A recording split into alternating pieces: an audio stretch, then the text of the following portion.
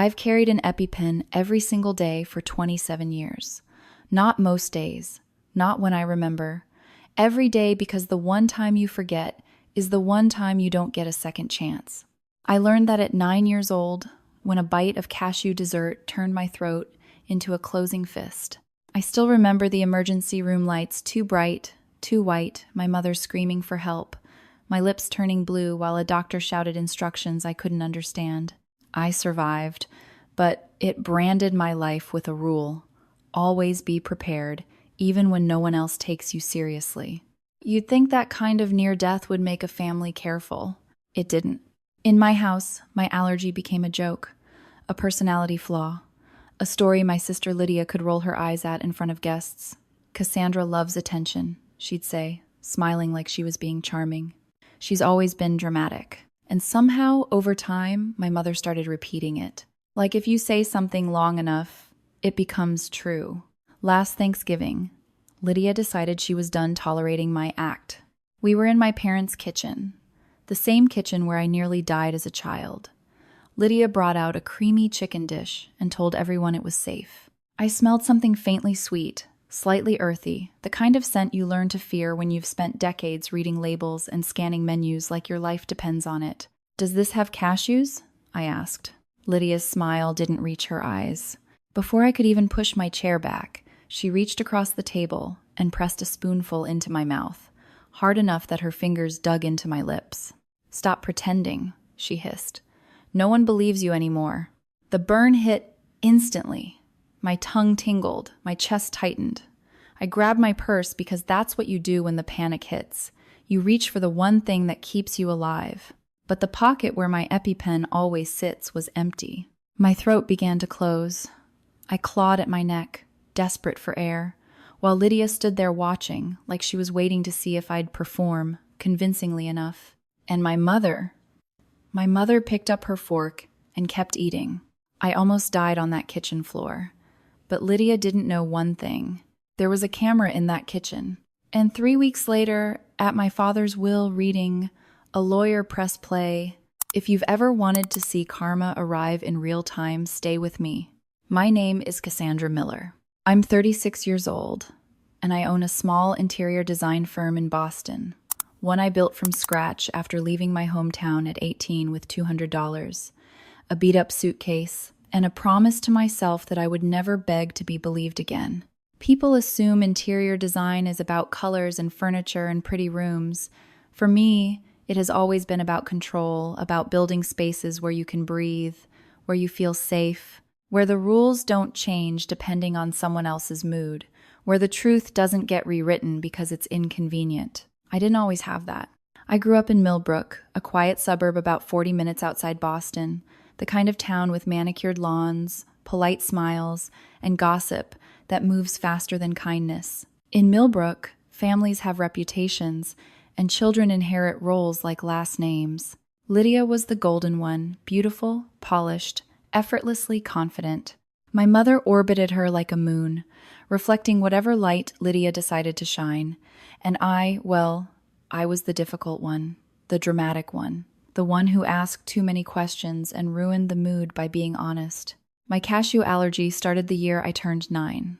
One bite at a school event, a sudden burning in my mouth, then panic, then the terrifying squeeze of my throat closing. I remember my mother's scream like it's still lodged in the walls of my head. I remember thinking, this is it, and then waking up to hospital lights and a doctor explaining anaphylaxis with a seriousness that didn't match the way my family treated it afterward. For a while, they were careful. But families like mine don't like realities they can't control. And a medical condition that requires accommodations, labels, questions, boundaries, felt like an inconvenience to them. Over the years, Lydia began treating my allergy like a personality trait I should grow out of, a phase, a manipulation tactic. She would laugh when I asked what was in the sauce. She would forget to mention nuts and desserts. She would tell people I was attention-seeking. And the worst part? My mother started agreeing. Not loudly, not at first, but with those small, dismissive looks, those sighs, those "Cassandra, don't start" comments like protecting myself was the problem. So I left. At 18, I walked out and built a life where my survival wasn't up for debate.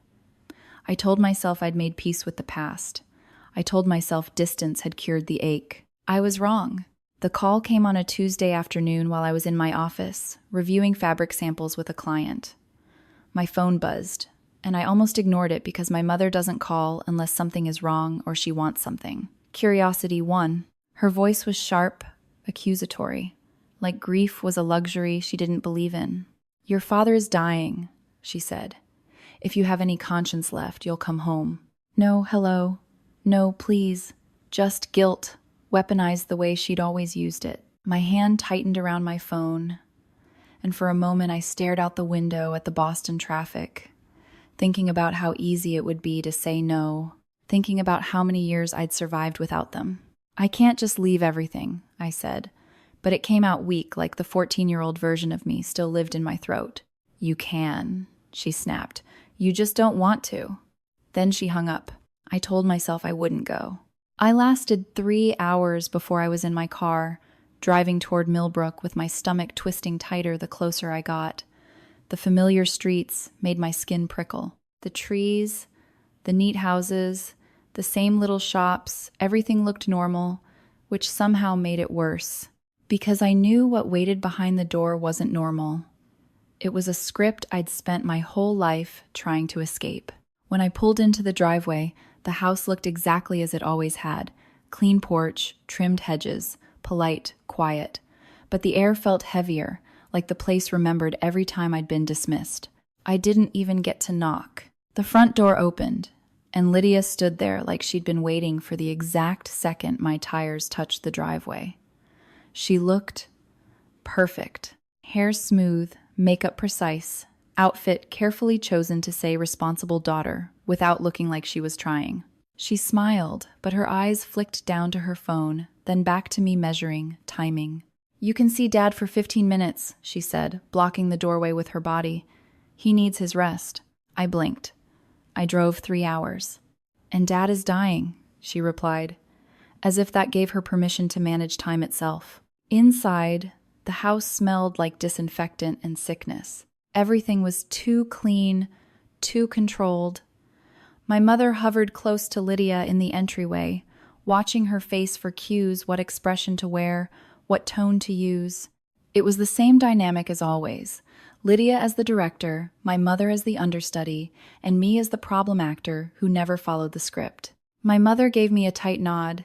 "He's upstairs," she said. No hug, no warmth, just information. I climbed the stairs slowly, my hand sliding along the banister like I needed something solid. My father's bedroom door was partly open. When I stepped inside, my chest tightened in a different way. My father looked smaller than I remembered, thinner, paler, his skin stretched tight over his cheekbones. But when his eyes met mine, something flickered there.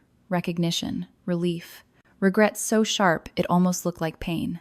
"Cassie," he whispered. It wasn't the name itself. It was the way he said it, like he'd been holding it back for years and couldn't anymore. I moved closer to the bed, careful, like sudden movements might break him. "Hi, Dad." His hand trembled as he reached for mine. When our fingers touched, I felt the shock of how real this was, how final, how much time we'd wasted on pride and silence, and the lies our family preferred. In the hallway outside, I heard Lydia's footsteps, slow, deliberate, like she was pacing guard duty. That's when I understood. This wasn't just a sick father and a tense family reunion. Something was being managed, controlled, hidden, and Lydia was standing between me and the truth. I sat beside my father and tried to focus on his breathing, on the way his hand held mine a little too tightly, like he was afraid I'd disappear again. I told myself I was here for him, and only him. I told myself I would keep my head down, get through it, leave. But then my father looked at me with a seriousness I hadn't seen since I was a child. "I need you to listen," he said, voice barely more than air. "Things in this house, they aren't what they seem." And in that moment, with Lydia guarding the hallway and my mother orbiting her like a shadow, I felt the past crack open wide enough to swallow me. I didn't know it yet, but I was walking into the most dangerous week of my life, and Lydia was already planning how to make sure I didn't walk out. By the third night in that house, I realized Millbrook hadn't changed at all, only my tolerance for it had. During the day, everything looked normal in the way suburban homes are trained to look normal. The curtains were drawn just so. The counters were wiped until they shined. The living room smelled faintly of lemon cleaner, like someone was trying to scrub the past out of the walls. But at night, when the lights dimmed and the television murmured in the background, the real rhythm returned. Lydia moving like she owned the hallways, my mother trailing behind her, and my father upstairs quiet, fragile, cut off from the world by the people who claimed they were taking care of him. I kept telling myself I was here for him, that I could endure anything for a few days. I'd done harder things. I'd built a company. I'd walked away from a childhood that tried to shrink me. I could survive 1 week under Lydia's roof. But the truth was, it wasn't Lydia's roof. Not yet. And she seemed furious about that. She enforced rules the way dictators do, smiling while she tightened the leash. 15 minutes with Dad in the morning, 15 minutes in the afternoon. He gets tired, she'd say, blocking the doorway with her body as if her spine was the lock. If I lingered too long, she'd appear with a cup of water he needed, or a pill schedule that suddenly required her full attention, or a phone call she had to take right outside the bedroom door loud enough for me to hear, subtle enough to remind me I was being watched. And my mother played her part with a terrifying calm. She didn't argue with Lydia. She didn't question her decisions. She didn't even look uncomfortable when Lydia spoke to me like I was a guest who had overstayed my welcome. She floated through the house, refilling teacups and folding blankets and arranging flowers no one was coming to see, like domestic busywork could keep her from having to face the actual disaster unfolding in front of her. The only time I felt the atmosphere shift was when Lydia wasn't in the room. On the second day, she left for the pharmacy, and for a brief moment the house felt quieter, less staged. I was carrying a glass of water upstairs when I heard my father's voice, thin but urgent, calling my name through his half-open door. "Cassie, come here." "Ev." I stepped inside and closed the door behind me. My father's face was pale, but his eyes were sharp, too sharp for someone Lydia insisted was confused and exhausted. He motioned for me to sit close, like he didn't trust the walls. "I need your help," he whispered. Those words hit differently coming from him. My father had always been the kind of man who believed problems should be handled quietly, privately, without fuss. He wasn't a man who asked for help unless he had to. "I think Lydia's been taking money from my accounts," he said, voice trembling with anger he could barely afford. "Signing papers, making transfers. I can't prove it. She controls the mail, the banking, everything. I don't even know what I've signed anymore."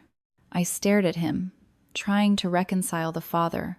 I remembered the steady provider who liked things orderly with the man in front of me, trapped in his own home. "Are you sure?" I asked gently, not because I doubted him, but because the accusation was enormous. His hand tightened around mine with surprising strength. "I'm sure something isn't right," he said, "and I'm scared I won't be here long enough to stop it." The room felt suddenly too small.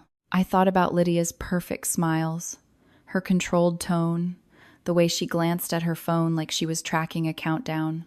I thought about my mother's silence, the way she watched Lydia before speaking, like Lydia was the authority and my father was the inconvenience. My father swallowed, as if even speaking this truth cost him oxygen. "She does paperwork at night," he said, "in the kitchen. After your mother goes to bed. There's a spot at the table where she spreads everything out. Can you set up a camera? Something small, something she won't notice. A camera." The words sent a cold thrill through me, not excitement, but recognition, evidence, proof. The kind of thing you need when you come from a family that rewrites reality as a hobby. For a moment I hesitated, because I knew what agreeing meant. It meant admitting the situation was as bad as it felt. It meant stepping into a role I'd avoided my entire adult life, the one who exposes the rot everyone else pretends isn't there. But my father looked at me with raw fear and a kind of shame that didn't belong to him. It belonged to the people who were supposed to protect him. "I'll do it," I said quietly. His shoulders sagged with relief, and for the first time since I arrived, I saw something that looked like trust. I ordered a small camera online that afternoon, using my phone in the guest room with the door locked, like I was planning a crime instead of trying to stop one. The delivery estimate said it would arrive the next day. I should have felt comforted by that. Instead, I felt like I'd started a timer I couldn't see. Because Lydia wasn't just controlling, she was strategic. The house moved according to her schedule. Conversations stopped when she entered a room. My mother's expressions shifted to match Lydia's mood. Even my father's medication routine, something private and medical, seemed to revolve around Lydia's convenience. And then there was the way she watched me. Not openly. Lydia never did anything openly. She watched the way a predator watches, with stillness, with patience, with a confidence that made you feel like you were the one doing something wrong. That night at dinner, Lydia was almost pleasant. She asked about Boston, about my business, about whether I was still decorating rich people's houses. The words were fine, but the tone carried a sharp little hook, like she was reminding me that my life wasn't real the way her life was. "You always did like attention," she said with a light laugh, glancing at my mother like they were sharing a joke. My mother smiled weakly. "Lydia," she murmured, like she was pretending to scold while actually approving. I felt my jaw tighten, but I forced myself to stay neutral. I wasn't here to win an argument. I was here to protect my father and get out. After dinner, while my mother washed dishes and Lydia tapped away on her phone at the kitchen table, I went upstairs to check on my father. Lydia's voice followed me up the stairs, syrupy and loud. "Don't tire him out," she called. "He needs rest." I paused outside his door and took a breath. Inside, my father looked exhausted, but his eyes tracked me with a quiet urgency. He didn't speak much, just held my hand, like he was trying to anchor himself to something real. When I came back downstairs, I heard Lydia's voice in the hallway near my mother's bedroom. It was late enough that she must have assumed I was asleep.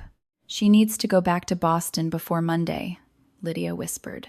My mother's voice was smaller, anxious. "Before Monday?" "Yes," Lydia said, sharper now. "Find a reason. Say her work needs her. Say she's upsetting Dad. I don't care. She can't still be here Monday." I froze halfway down the staircase, one foot hovering above the last step, my body suddenly aware of every sound I was making. The word Monday landed in my stomach like a stone. "Why Monday?" I waited, barely breathing, listening for more. My mother hesitated. "What if she won't go?" There was a pause.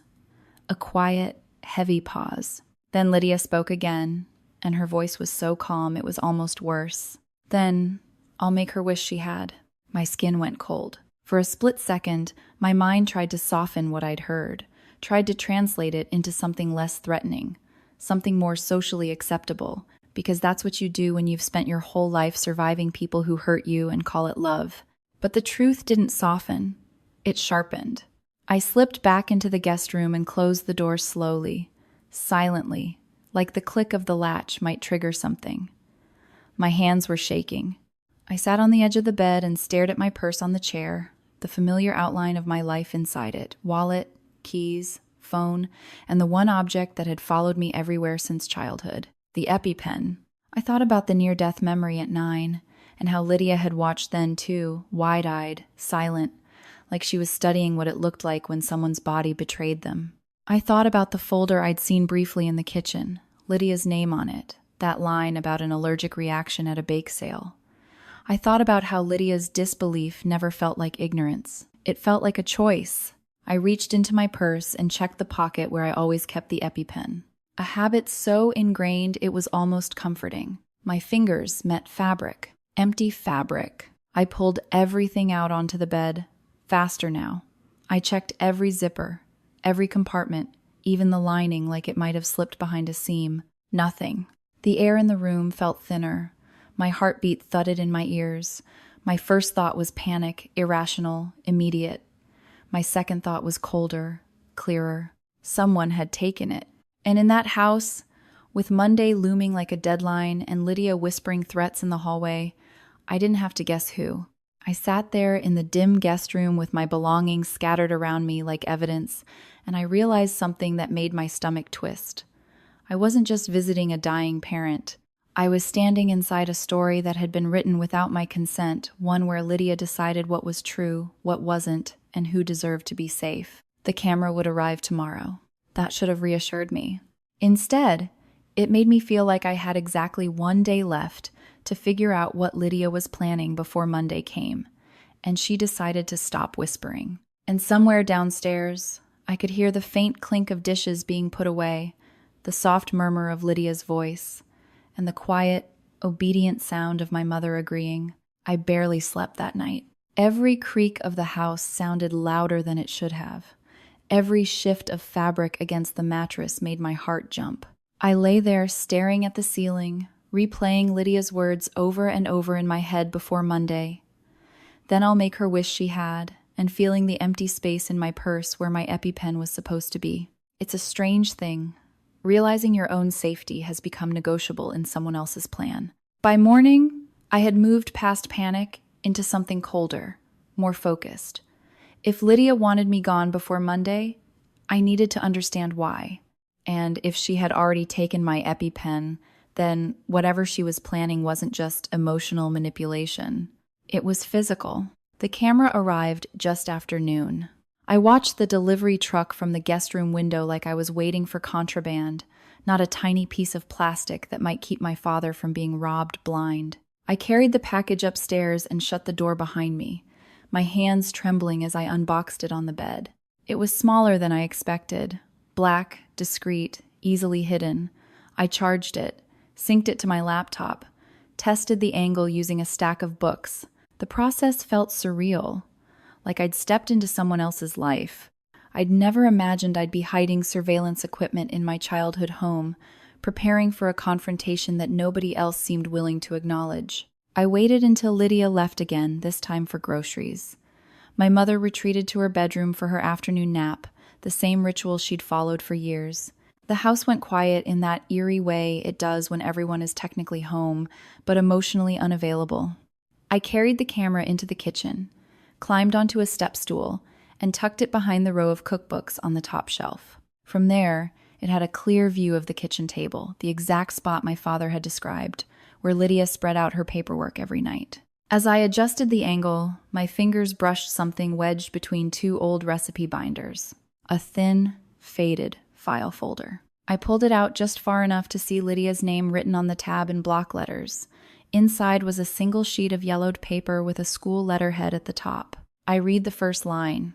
Regarding the incident involving a student's allergic reaction at the bake sale, my stomach dropped. I leaned closer, trying to read more, when Lydia's voice sliced through the kitchen. "What are you doing?" I nearly fell off the stool. She was standing in the doorway, grocery bags hanging from her arms, eyes fixed on the folder in my hand.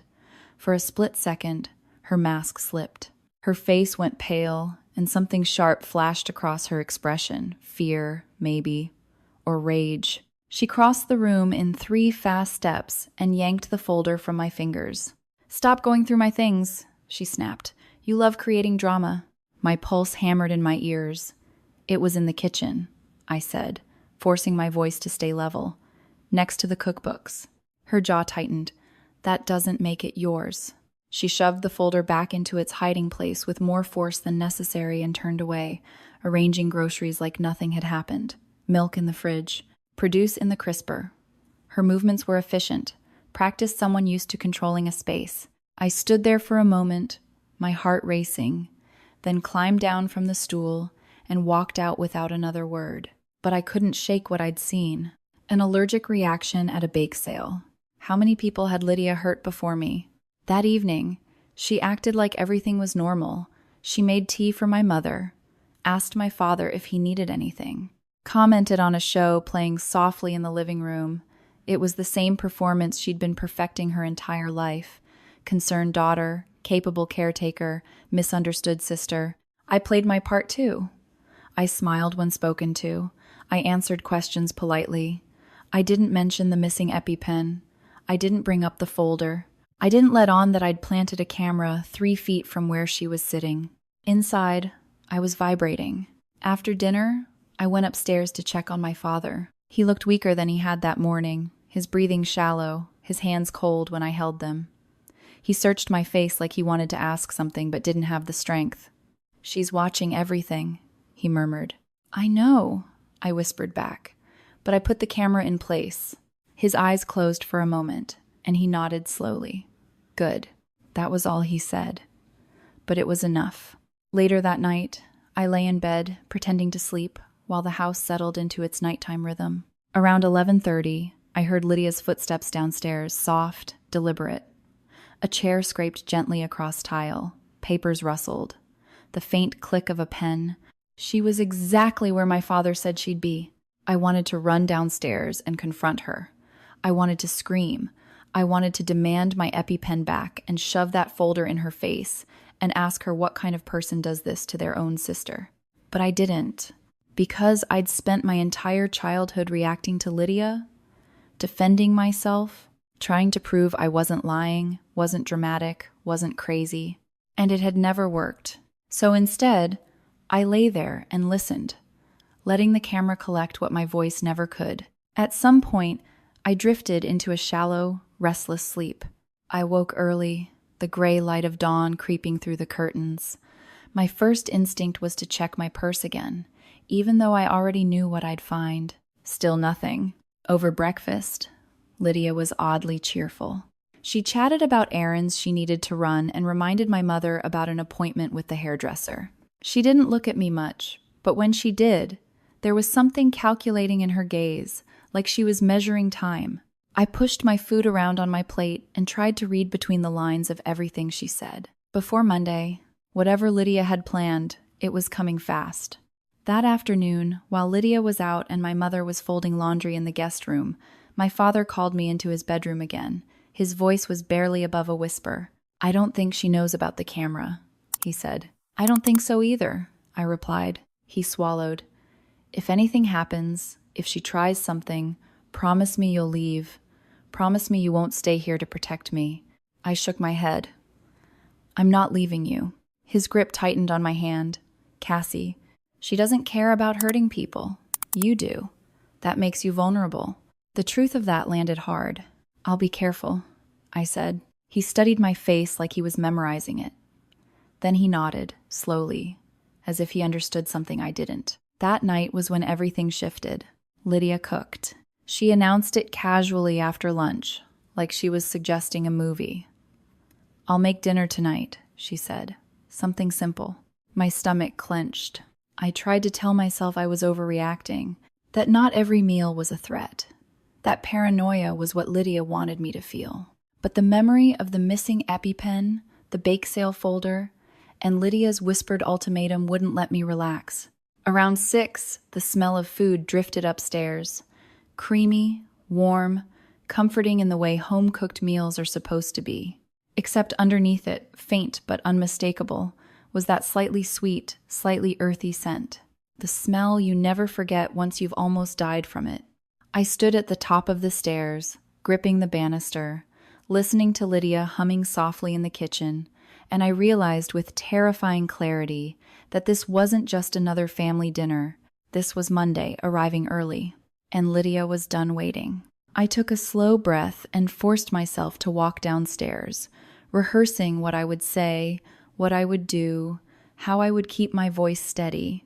I told myself I would trust my instincts. I told myself I would not let her corner me. But even as I stepped into the kitchen and saw Lydia stirring sauce at the stove, I had no idea that in a matter of minutes, I'd be fighting for air on the same floor where I'd nearly died as a child.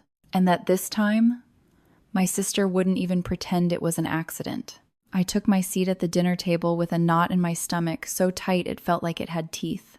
Lydia moved around the kitchen with an ease that made my skin crawl. She stirred the sauce slowly, deliberately, as if she were performing for an invisible audience. My mother set plates on the table without meeting my eyes. My father was helped downstairs and settled into his chair, breathing shallow, one hand gripping the armrest like it was the only solid thing left in his world. The room looked ordinary. Warm light, clean counters, a family meal, but nothing about it felt ordinary. The smell was still there, subtle, sweet, earthy, cashews. I leaned closer to my plate, trying to convince myself I was imagining it. Stress does strange things to your senses.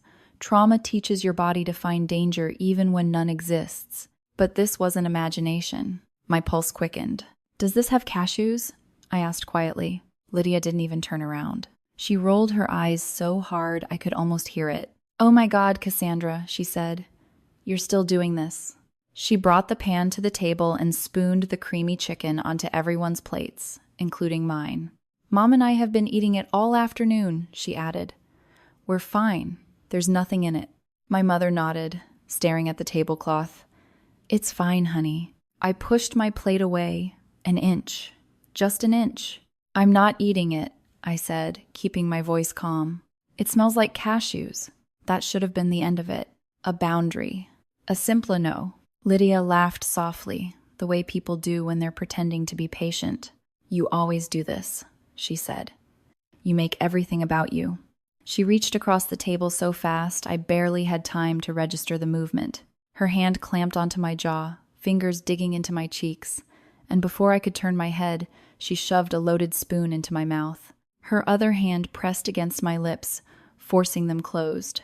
"Stop pretending," she hissed.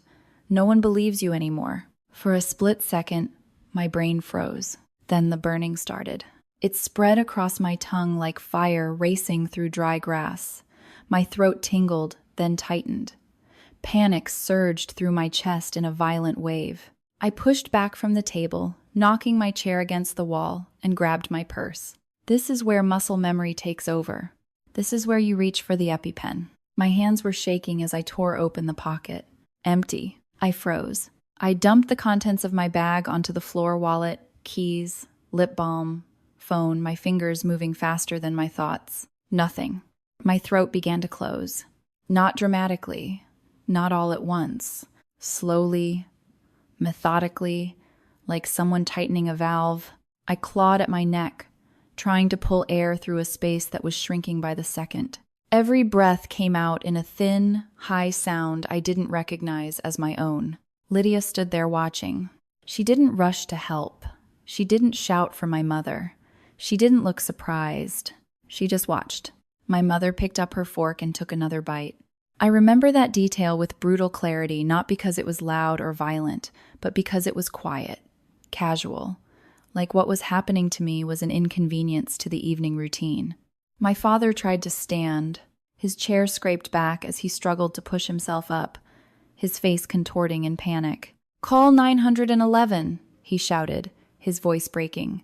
"Margaret, call 911. My mother didn't move. I collapsed to the kitchen floor, my vision tunneling, black spots dancing at the edges. The world narrowed to the sound of my own wheezing and the pounding of blood in my ears. I thought of being 9 years old.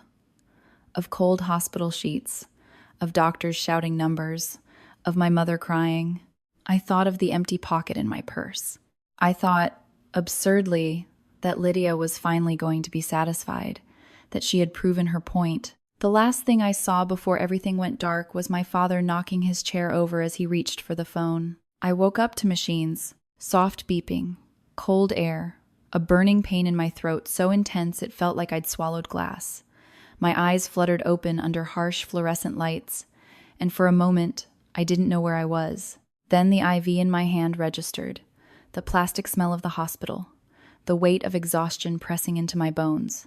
I was alive. A nurse noticed my eyes open and came over immediately, relief crossing her face. "You gave us quite a scare," she said gently. "You're lucky to be here." My voice came out as a whisper. "What happened?" "You had a severe allergic reaction," she said. "Anaphylaxis. Your neighbor called 911. My heart stuttered. "My neighbor?" She nodded. An older man called her in a panic, saying his daughter was dying and no one in the house would help. She called emergency services right away. My father, weak, sick, barely able to stand, and still he had to reach outside his own home to save me, because my mother and my sister didn't. I turned my head toward the empty chair beside the bed. No mother holding my hand, no sister pretending to cry. Just silence. They showed up 3 hours later. They walked into my hospital room like they were visiting someone they barely knew. My mother stood near the door, clutching her purse to her chest. The doctor said it was a mild reaction, she announced, as if she were correcting a misunderstanding. You've always been dramatic about this allergy, Cassandra, ever since you were a child. Lydia leaned against the wall at the foot of my bed. I had no idea there were cashews in that sauce, she said smoothly. Someone must have put them in when I wasn't looking. Maybe the store mislabeled something. She didn't meet my eyes. She didn't apologize. She delivered the lie with the same calm precision she used for everything else. I lay there listening to them rewrite reality in real time. I remembered her hand on my jaw. I remembered the pressure of the spoon. I remembered the empty pocket in my purse. And I understood something with startling clarity. They thought they had gotten away with it. So I did the only smart thing left. I said nothing. I didn't accuse. I didn't cry. I didn't argue. I let them believe their story had worked. Because while Lydia was busy perfecting her performance, there was a small camera hidden behind the cookbooks in our kitchen, and it had seen everything. If you've ever wondered what it feels like to wait for justice while pretending you're still weak, that hospital bed was where I learned. I closed my eyes, listened to the steady rhythm of the heart monitor, and made a quiet promise to myself. I would survive this, and when the truth finally came out, it wouldn't come from my mouth. It would come from the evidence. They discharged me 2 days later. My throat was still raw, every swallow scraping like sandpaper, and my body felt hollowed out like something essential had been shaken loose and never fully put back. The doctor gave me a fresh prescription for EpiPens and a careful lecture about avoidance, emergency plans, and how severe reactions can become more unpredictable with each exposure. I nodded politely. He didn't need to tell me any of that. What he didn't know, what none of them knew, was that the danger I needed to avoid wasn't cashews. It was my own family. I left the hospital alone. No mother insisting on walking me to the car. No sister offering to carry my bag. Just me, moving slowly through automatic doors that sighed open like they were relieved to see me go. Outside, the autumn air felt too sharp in my lungs. I sat in the driver's seat for a long moment before turning the key, letting the silence settle. My phone buzzed with a text from Lydia. "Glad you're okay. Dad's resting. Let us know when you're coming back." No apology. No acknowledgement of what had actually happened. I stared at the screen, then locked my phone and started the engine. I drove straight back to my parents' house. Not because I wanted to. Because the camera was still there. The house greeted me with the same sterile calm it always did. Fresh flowers on the table, lemon cleaner in the air, my mother's slippers by the door, placed neatly side by side. Lydia's car was gone. My mother was upstairs, napping another habit she'd never broken, even when her daughter nearly died. I moved quietly through the kitchen, climbed onto the step stool, and reached behind the cookbooks. My fingers closed around the small black device. For a second, I just stood there holding it, feeling its weight in my palm. Proof doesn't feel heavy when you imagine it. It feels heavy when it's real. I carried the camera upstairs to my old bedroom and closed the door, then sat on the edge of the bed with my laptop open and my hands trembling. The room still had faded posters on the wall and a dresser that squeaked when you pulled the drawers too fast. It felt strange to be doing something so serious in a space that still remembered me as a teenager. I plugged in the memory card and waited for the files to load. The first clip appeared, then another, then dozens more. I clicked on the most recent timestamp. There was Lydia, alone in the kitchen, late at night, the overhead light casting sharp shadows across the counter. She was feeding raw cashews into the food processor, her movements slow and deliberate, like she was following a recipe she'd memorized. I watched, numb, as she ground them into a fine powder. Then she lifted the lid, scraped the paste into the creamy sauce, and stirred until nothing visible remained. She tasted it. She smiled. My stomach twisted. I fast-forwarded. Earlier footage showed her standing at the kitchen counter with my purse beside her. She unzipped it, rummaged through my things, and pulled out my EpiPen. She held it up, examined it for a moment, then slipped it into the pocket of her cardigan and walked away. I felt a cold wave wash over me. But it didn't stop there. The camera had been recording for days. I watched Lydia sitting at the kitchen table night after night, stacks of papers spread in front of her. She practiced my father's signature over and over on scrap paper, then carefully forged it on bank documents and transfer forms. She signed checks. She filled out authorization forms. She stacked everything neatly, like she was organizing a school project. And my mother sat beside her in several of the clips, wringing her hands, asking quiet questions, offering suggestions. "What if she doesn't leave before Monday?" my mother asked in one recording. Lydia didn't even look up. "Then I'll make her wish she had." I closed my eyes. The words sounded even colder through the speakers. I scrolled further back. There were hours of footage documenting theft, planning, and casual cruelty. Lydia treating my father's life savings like pocket change, treating my safety like an inconvenience. Everything my father suspected was true. Everything I feared was worse. I sat there for a long time, staring at the screen, my chest tight in a way that had nothing to do with allergies. Part of me wanted to scream. Part of me wanted to throw up. But a larger part of me felt something else entirely. Clarity. This wasn't a misunderstanding. This wasn't a family conflict. This was premeditated harm. I backed up every file onto my laptop, then onto a flash drive, twice. I labeled folders with dates and times, organizing evidence the same way I organized client projects, methodically, calmly, because losing control now would only help Lydia.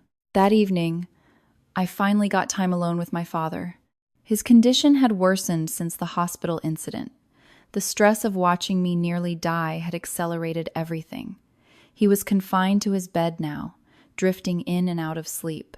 But when I sat beside him and held his hand, his eyes opened.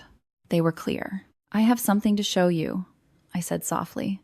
I played a short clip on my phone, the one where Lydia stole my EpiPen. He watched in silence. His jaw tightened, his eyes filled. "I'm so sorry," he whispered. "I thought she was just greedy. I never imagined she'd try to hurt you." He asked me to open the drawer in his nightstand. Inside was a folder with legal documents and a business card. Howard Bennett, a lawyer Lydia didn't know about. "I signed a new will 6 weeks ago," my father said, voice thin but steady. "Everything goes to you, Cassandra. The house, the accounts, all of it." I stared at him, stunned. He squeezed my hand weakly. "I hired a forensic accountant months ago. He's been tracking the theft. Howard has everything." Then he told me to send the footage. "Email it to Howard Bennett," he said. "He'll know what to do." I nodded, my throat burning for a reason that had nothing to do with anaphylaxis. Before I left the room, he reached for something on his bedside table, a thick scrapbook, worn at the edges. "Take a look," he said. Inside were magazine clippings, articles about my interior design work, profiles, award announcements. Every piece carefully cut out and dated in his shaky handwriting. He had been following my career for years. Quietly, "I was too ashamed to call you," he whispered. "Too proud. But I saw everything you built." Tears slid down his cheeks. I bent over him and hugged him gently, afraid he might break. That night, after he fell asleep, I sent every file to Howard Bennett. I didn't sleep much. 3 days later, my father died holding my hand. But that comes later. What matters here is this. When I left that hospital, Lydia thought she had won. She thought she had erased evidence by taking my EpiPen. She thought my silence meant weakness. She had no idea that while she was rewriting history out loud, I was collecting it quietly. And for the first time in my life, I wasn't reacting to Lydia anymore. I was preparing, because once the truth exists on video, it doesn't care who the favorite child is. It just waits for the right moment to speak. My father asked me to stay with him that night. He didn't say it directly.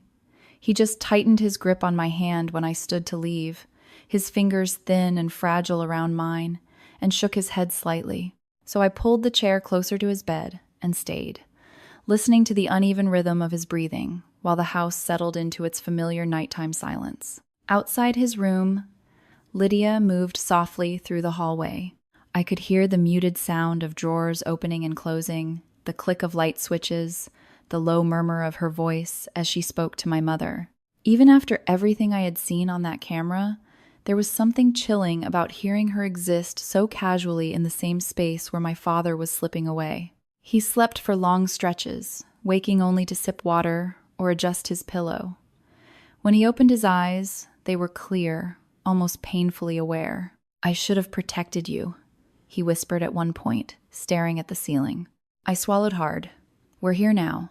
But the truth was heavier than either of us could say out loud. We were here at the end, not at the beginning. And endings don't undo beginnings. Just before midnight, his breathing changed. At first, I thought he'd simply fallen into a deeper sleep. But then the space between breaths grew longer and longer. His chest rose shallowly, then barely at all. I leaned closer, calling his name softly. Nothing. I pressed the call button.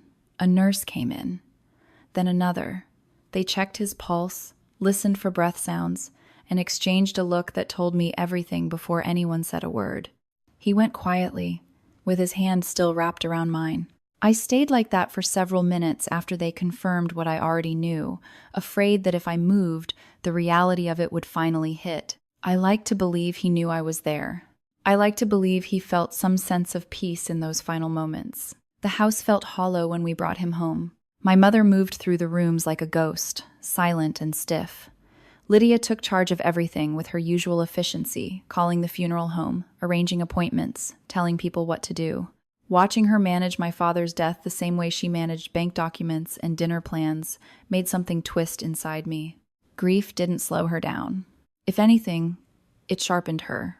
The funeral was held 3 days later at the church my mother had attended for decades. The building smelled of polished wood and lilies, a scent that felt too clean for the weight of what we were burying. Lydia wore an elegant black dress and delivered a carefully crafted eulogy about family loyalty, forgiveness, and honoring my father's memory. She spoke about togetherness and love, about how important it was to stay close in difficult times. I sat in the back row, hands folded in my lap, and listened to her describe a family that had never truly existed. My mother dabbed at her eyes with a handkerchief, nodding along as Lydia spoke. Neighbors murmured condolences. Old friends of my father shook my hand and told me how sorry they were. I thanked them quietly and said nothing else. I carried the weight of everything I knew like a stone in my chest. After the burial, Lydia suggested we all go back to the house. She talked about sorting through my father's things, about paperwork, about next steps. She spoke in plural, as if we were still a team. I let her, not because I agreed with her, because I understood something she didn't. I had already stepped out of her version of reality. That evening, once the visitors were gone and my mother retreated to her bedroom, Lydia sat at the kitchen table going through mail. She barely looked up when I passed through the room. "Howard Bennett called," she said casually. "Dad's lawyer. He wants to schedule the will reading." My heart stilled. "When?" I asked. She shrugged. "Monday morning." Monday. The same Monday she'd been so desperate to push me out of the house before. I nodded, pretending it was just another detail. Inside, everything went very quiet. I went upstairs and closed the guest room door behind me, then sat on the edge of the bed and stared at the wall. My father had made it to Monday after all, just not in the way Lydia had planned. That night, I pulled out the flash drive with the footage and watched parts of it again. Not because I needed confirmation, but because I needed to steady myself. I watched Lydia steal my EpiPen. I watched her grind cashews into sauce. I watched her forge my father's signature. Each clip hardened something inside me. The next few days passed in a blur of legal calls, funeral paperwork, and Lydia making plans out loud as if she were already in control of the inheritance. "We should probably sell the furniture separately," she said at one point while scrolling through her phone. "The antiques alone could bring in a decent amount." My mother nodded automatically. I said nothing. I emailed Howard Bennett to confirm the appointment and let him know I'd already sent the footage. He replied with a brief acknowledgement and told me everything was in order. That was all I needed. On the morning of the will reading, I dressed carefully. A simple navy dress. No jewelry. No makeup beyond the basics. I didn't want to look like I was preparing for anything dramatic. I arrived at Howard Bennett's office 15 minutes early and sat in the waiting room with my hands folded in my lap, listening to the quiet hum of fluorescent lights. Lydia and my mother walked in 5 minutes late, already in mid-conversation about the house. "I think we should list it right away," Lydia was saying. "The market's good right now." She barely acknowledged me. They took seats across the room, confident, relaxed, certain they knew how this would end. Howard Bennett was a silver-haired man with calm eyes and a voice that never rose. He invited us into his office and gestured toward 3 leather chairs in front of his desk. He organized a stack of papers, then looked up at us. "Before we begin," he said evenly, "I want to confirm that you're all here for the reading of Richard Allen Miller's last will and testament." Lydia crossed her legs and smiled politely. "We already know what the will says," she replied. "Dad showed us the original years ago. This is just a formality." Howard Bennett's expression didn't change. "I'm afraid that document was revoked," he said. "Your father signed a new will 6 weeks before his death." The smile slipped from Lydia's face. "What do you mean, a new will?" Bennett opened a folder on his desk. "The new will leaves the house and 100% of all assets to Cassandra Miller." For a moment, the room felt suspended in air. "Lydia Miller receives nothing," he continued. "Margaret Miller receives nothing." I watched the color drain from my sister's face. My mother's hand flew to her chest. And in that quiet, breathless space between denial and reality, I finally felt the shift. Not triumph, not revenge, just the unmistakable sense that Lydia had walked into something she could no longer control. And this time, there was nowhere left for her to hide. The silence that followed felt unreal. My mother stared at Howard Bennett like he had just spoken a language she didn't understand. Lydia's mouth opened slightly, then closed again. For a few seconds, no one said anything. Even the hum of the air conditioner seemed too loud in that moment. Then Lydia laughed. It wasn't a natural laugh. It was sharp and brittle, like glass tapping against glass. "That's not possible," she said, shaking her head. "Dad showed us the will years ago. He wouldn't do that." Howard Bennett folded his hands on the desk. "Your father executed a new will 6 weeks before his death. It was witnessed by 2 independent parties and accompanied by video documentation confirming his mental competency." Lydia leaned forward in her chair. He wasn't in his right mind toward the end. He was confused. Cassandra manipulated him. She finally turned to look at me, her eyes blazing. "You did this." I met her gaze without flinching. Bennett remained calm. "Your father also left video testimony to accompany the will. He wanted to explain his decisions in his own words." He reached for a remote and turned on the screen mounted behind his desk. My father appeared, sitting upright in his bed, thinner than I remembered but unmistakably present. The timestamp in the corner confirmed the date 6 weeks before his death. "I am Richard Allen Miller," he said, his voice steady despite his weakness. "I am recording this to confirm that I am of sound mind and to explain why I have changed my last will and testament." My chest tightened. He took a breath. "4 months ago, I discovered that my daughter Lydia had been systematically stealing from me," he continued. "She forged my signature on checks, made unauthorized transfers from my accounts, and signed documents in my name without my consent." My mother let out a small cry and covered her mouth. "I hired a forensic accountant to document everything," my father said. "The evidence is overwhelming." He paused, his eyes glistening. "I also discovered that my wife Margaret was aware of the theft and chose to say nothing. She enabled it." My mother collapsed back into her chair, shaking. "I failed Cassandra for most of her life," my father went on. "I chose comfort over truth. I favored the daughter who stayed close over the one who had the courage to build her own life. So I felt tears blur my vision, but I didn't look away." He turned his gaze directly into the camera. "I loved you," he said softly, clearly addressing Lydia. "I loved you so much that I refused to see what you really were. I made excuses for every cruel thing you did. I told myself you were just competitive, just misunderstood." His voice broke. "And now you've become someone capable of things I can't forgive." Howard Bennett paused the video. "There is more," he said quietly. Lydia shot to her feet. "This is ridiculous," she snapped. "He was dying. You can't take this seriously." Bennett didn't react. "After your father received additional evidence 3 days before his death," he continued, "he added a codicil to the will with specific instructions." He pressed another button on the remote. The screen changed. "This footage was provided by Cassandra and has been professionally authenticated." My stomach flipped, even though I knew exactly what was coming. The video played in sequence. First came Lydia's phone search history, recovered by a forensic specialist. Can food allergies be psychological? How to tell if someone is faking an allergy. Then, a grocery receipt time-stamped the afternoon before the dinner raw cashews highlighted. Then the kitchen footage. Lydia alone, late at night, feeding cashews into the food processor, grinding them into powder, folding the paste into the cream sauce with methodical care. Then Lydia standing at the counter, rummaging through my purse, pulling out my EpiPen, examining it, and slipping it into her cardigan pocket. My mother made a strangled sound. Next came audio from the kitchen table, my mother's nervous voice asking what they would do if I didn't leave before Monday. Lydia's reply, cold and unhesitating.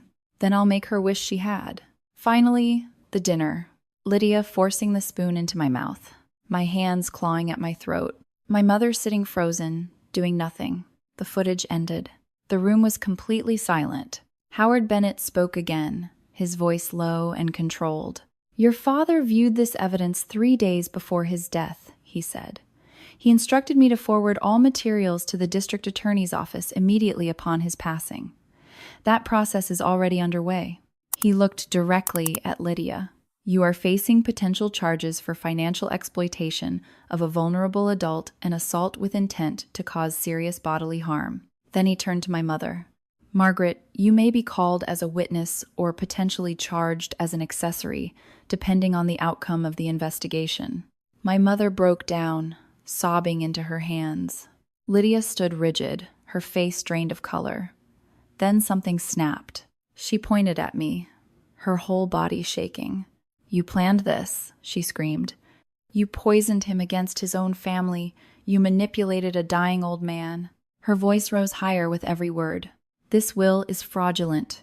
He wasn't in his right mind. I'll contest it. I'll fight this in court. I'll expose everything." Howard Bennett's expression didn't change. "You are welcome to pursue any legal challenge," he said evenly. "But I should warn you that the video documentation of your father's mental competency is extensive, and the forensic evidence of your actions is overwhelming. Any challenge is likely to result in further exposure." My mother sat frozen, staring at the floor like she had finally realized what her silence had created. I stood up slowly, smoothing the front of my dress. For a moment, I just Lydia really looked at her.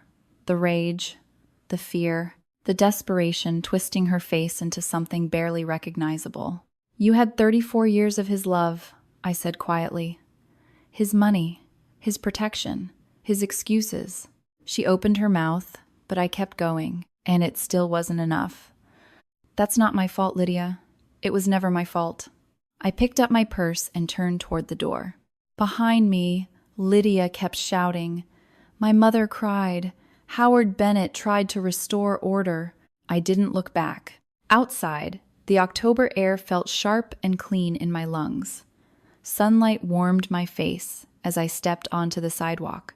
For the first time since I was a child, I didn't feel small. I didn't feel dramatic. I didn't feel like I had to prove anything. I just felt free. And I knew that whatever came next, court dates, headlines in a small town, whispers in grocery store aisles, none of it could take away what had just happened. The truth had finally been spoken out loud, and Lydia could no longer outrun it.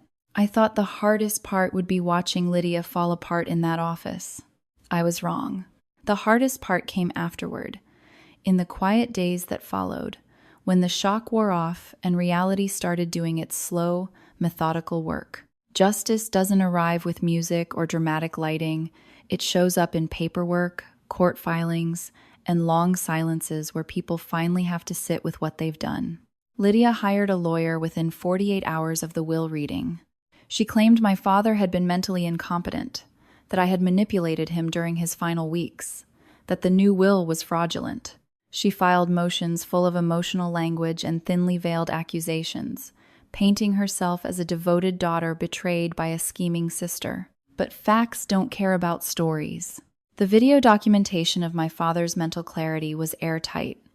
Independent witnesses confirmed he knew exactly what he was signing. The forensic accountant's reports detailed every unauthorized transfer, every forged signature, every check Lydia had quietly rerouted into accounts she controlled. Her challenge to the will didn't last a month. The judge didn't even need extended deliberation. Meanwhile, the district attorney's office moved forward with the criminal investigation. The footage from the kitchen, Lydia's phone search history, and the grocery receipt for the cashews were all entered into evidence. They found my EpiPen during a search of her car, still in its case, tucked into a side pocket exactly where she had hidden it. Seeing that detail written in an official report made my hands shake in a way the hospital never had. The charges came quickly. Financial exploitation of a vulnerable adult. Assault in the second degree. Premeditation supported by digital evidence. It was strange to hear my sister described in legal language, reduced to case numbers and statute references. For most of my life, Lydia had been the one who controlled the narrative. Now, she was just another defendant. My mother was offered an immunity deal. If she testified truthfully about what she knew and when she knew it, she wouldn't be charged as an accessory. For the first time in her entire life, my mother had to choose between her two daughters. She chose herself. I don't know if that counts as courage or survival instinct. All I know is that she finally told the truth. In Millbrook, news travels faster than empathy. Within weeks of Lydia's arrest, everyone knew everything. Parents at the elementary school where she taught learned not just about the financial fraud, but about the allergy attack, the hidden EpiPen, and the pattern stretching back years. They learned that their children's teacher had deliberately triggered a potentially fatal allergic reaction in her own sister. A teacher who could do that to family could not be trusted with other people's children. The school board placed Lydia on immediate administrative leave pending the outcome of her trial. But she didn't wait for a verdict. Legal fees piled up. Friends stopped answering her calls. Neighbors crossed the street to avoid her. 2 months later, she resigned. My mother's world shrank too. The church she had attended for 30 years quietly removed her from committees. No announcement, no confrontation, just a gentle suggestion that perhaps she should take some time away. Women who had shared coffee with her every Sunday suddenly found excuses to be busy. In a small town, social death comes softly. It doesn't slam doors. It closes them one by one. I moved into my father's house and began renovating it room by room. Not to erase him, to make space for myself. I kept his study exactly as he had left it, the reading chair, the lamp, the shelves of books he'd collected over decades. But I repainted the kitchen in lighter colors. I replaced the heavy curtains with sheer ones that let the sun in. I turned the guest bedroom into a home office where I could run my design business remotely. I was reclaiming territory, emotionally and physically. One afternoon, while sorting through boxes in the attic, I found his scrapbook again. I sat on the dusty floor and turned the pages slowly, reading every clipping he had saved over 9 years' profiles in design magazines, short mentions in newspapers, award announcements, project features, 47 articles. He had dated each one in shaky handwriting.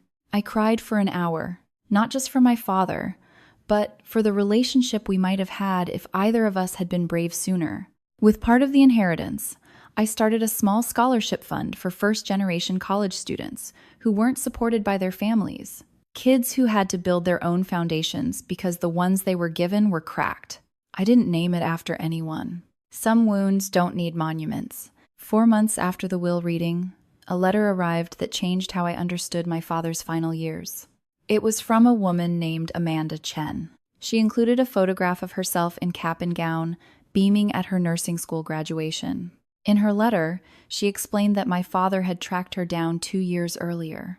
When Lydia was in high school, she had organized a bake sale where Amanda suffered a severe allergic reaction. The school investigated but couldn't prove intent, and Amanda's family couldn't afford legal action. My father found her through old records and social media. He apologized for what his daughter had done. Then he paid for Amanda's nursing education anonymously, asking only that she never reveal his name. Amanda learned the truth only after my father's death, when Howard Bennett contacted her as instructed. The card in the photo read, "From someone who believes in second chances." I stared at that picture for a long time. My father's redemption hadn't begun when I came home to Millbrook. It had begun quietly, years earlier, without recognition or forgiveness guaranteed. He had been trying to make amends long before he knew his time was running out. I placed Amanda's photo on my desk next to his scrapbook. Two pieces of evidence that the man I thought I knew had been more complicated and more capable of growth than I ever gave him credit for. 6 months after the will reading, on a gray Sunday afternoon, my doorbell rang. I wasn't expecting anyone. When I opened the door, Lydia stood on the porch. She looked smaller somehow, at least 20 pounds lighter. Dark circles under her eyes. Her clothes were simple and worn, nothing like the polished outfits she used to curate so carefully. She held an envelope in her hand. Even from a distance, I recognized my father's handwriting. "Dad wrote me a letter too," she said quietly. "The lawyer just released it. I've read it 100 times.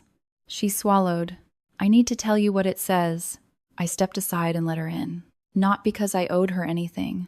Because sometimes closure doesn't come in courtrooms. Sometimes it comes in living rooms, with two people standing in the wreckage of everything they used to be.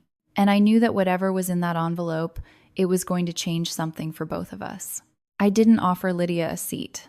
I didn't offer her water or coffee or any of the small courtesies you give someone you're happy to see. She stood in the middle of my living room holding that envelope like it weighed 100 pounds, her eyes moving slowly over the changes I'd made to the house, the lighter curtains, the fresh paint, the furniture rearranged to make the space feel open instead of heavy. This wasn't her childhood home anymore. It was mine. She cleared her throat. "Howard Bennett said Dad wanted me to read this only after everything fell apart," she said. "I think he knew it would." Her voice sounded hollow, like it had been scraped clean of confidence. She held out the envelope with shaking hands. I took it, feeling the familiar texture of my father's handwriting beneath my fingertips, and pulled out the letter inside. 2 pages. His script was shaky but careful, every word deliberate. I unfolded it slowly. "I'm going to read it out loud," I said, not to punish her, because I needed to hear it too. "Dear Lydia," the letter began. I felt Lydia tense. "I spent 34 years making excuses for you," my father had written. "When you were cruel to your sister, I called it sibling rivalry. When you lied, I called it creativity. When you hurt people, I told myself they were accidents." I paused, glanced up. Lydia's jaw was clenched so tight I could see the muscle jump. "I created you, Lydia," the letter continued. "My cowardice and your mother's blindness taught you that you could do anything without consequences. We taught you that rules were for other people. We taught you that love meant never being held accountable." Her shoulders slumped slightly, like each sentence was another weight pressing down. "I am sorry for the person we helped you become." The room felt very quiet. I kept reading. "But you are 34 years old now. You are not a child. Every choice you make belongs to you. The theft was your choice. The lies were your choice. What you did to your sister was your choice." Lydia swallowed hard and stared at the floor. "I hope whatever consequences you face teach you what I failed to," my father wrote. "I hope you learn that actions have weight, that other people's pain is real, and that you can't charm or manipulate your way out of everything." His words hit with the kind of honesty that doesn't shout. It simply stands. "I love you," the letter said. "I will always love you. But I do not like who you've become, and I pray that someday you become someone worth liking again." I folded the pages and looked at Lydia. She didn't cry.